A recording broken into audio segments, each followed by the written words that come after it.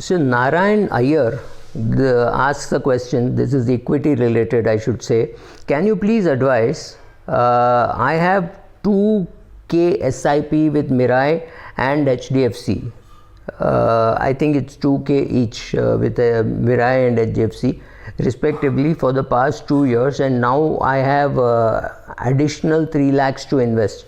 Should I invest in mutual fund or diversifying by buying stocks? If mutual fund, please suggest some scheme.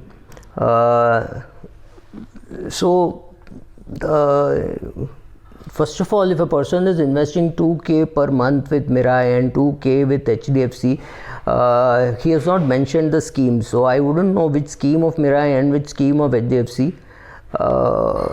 So I really don't know to go beyond this, but I'm assuming that it is, say, some small cap fund or a mid cap fund. Then there is not enough data to be able to comment. The problem again is to say he wants to know whether he should continue with these funds or whether he should invest direct. Now can you imagine somebody trying to invest 4,000 rupees direct? He will,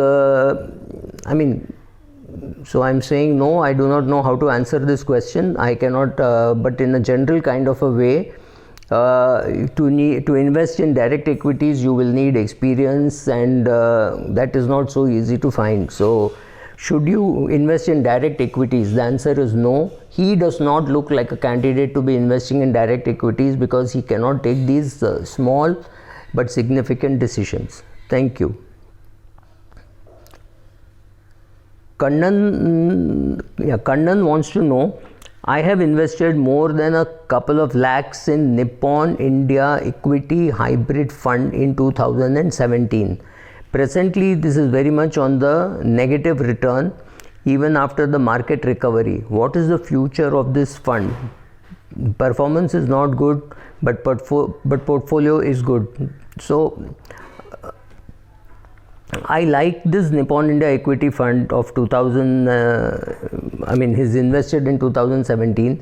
I like the portfolio, but I do not like the performance. So what do I do?